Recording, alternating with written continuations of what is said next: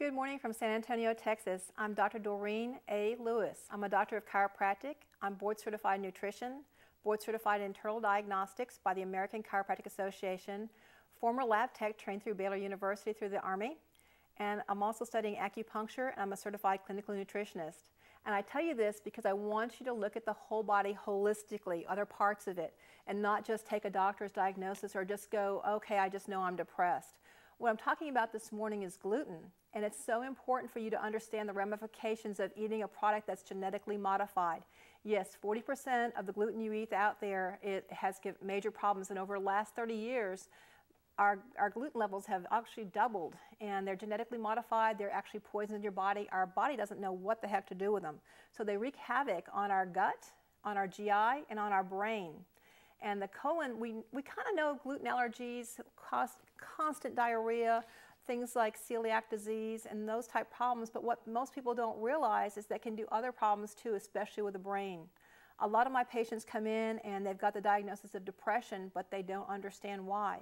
Well, gluten actually tears up your colon and your intestinal walls, and when they get so inflamed you can't absorb your nutrients. No nutrients, no brain food. So you have to think about the combination there and get it just right. Schizophrenia. Oftentimes, if you fix a diet, get gluten out of the diet, the schizophrenics get well. Amazing that. You know, just believe that. Amazing. God is so awesome. Getting the extra B vitamins in your diet after you get off the gluten actually fixes the brain. You think about migraines, seizures, chronic headaches. People come in all the time in my office complaining of headaches at the base of their skull here. That's actually sometimes gluten. Gluten can affect the brain, the cerebellum part of your brain, and give you headaches there. It can affect your colon, which refers back to the brain up here also. And so when we have patients that have that problem, we also check them for that.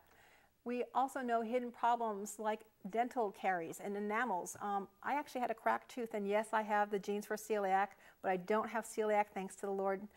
Just praise Him for that. And I had a cracked tooth, and that's what got me on the path of actually discovering why the heck did this happen? I'm taking my calcium, I'm taking my vitamin D, my strontium, my magnesium. Why do I have a cracked tooth?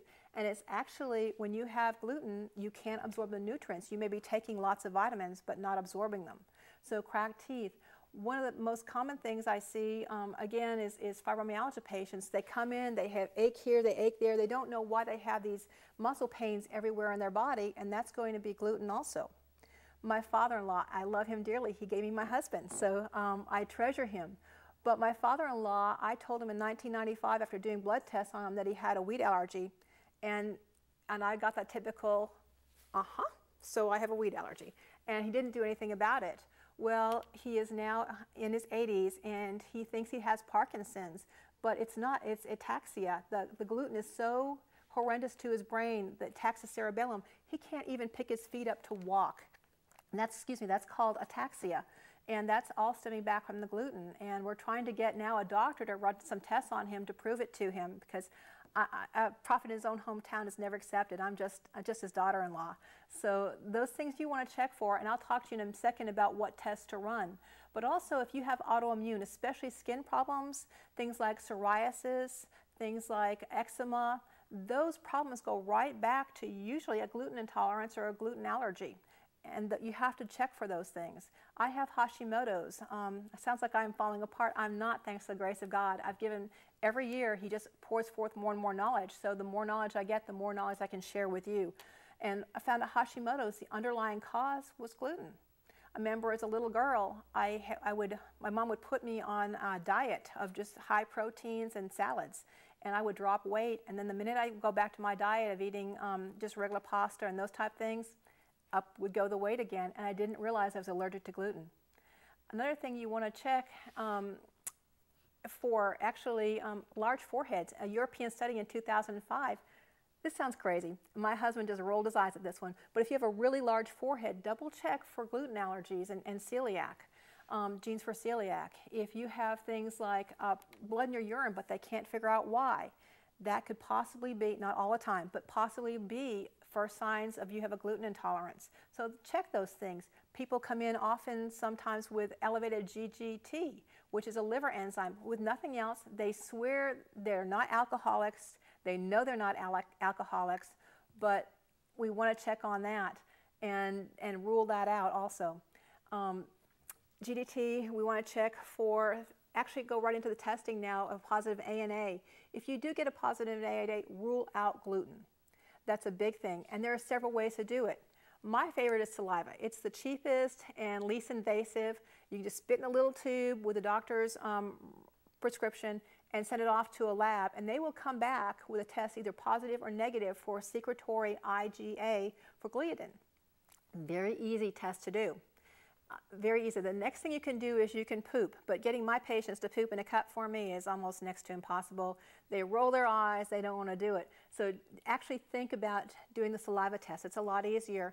They're both equally as accurate, but you can do blood tests also.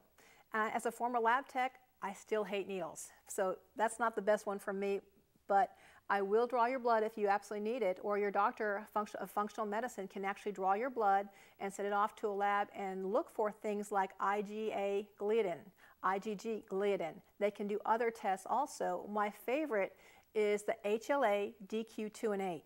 That test actually looks at the genetics from your parents, from your mom and dad.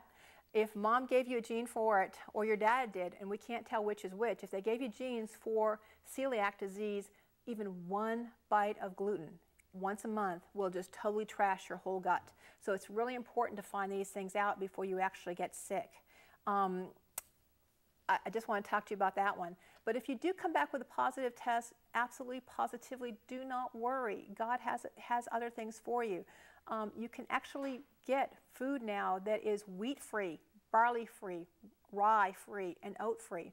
And yes, some oats are acceptable. If they haven't been processed in a plant that has gluten contamination, you can eat them.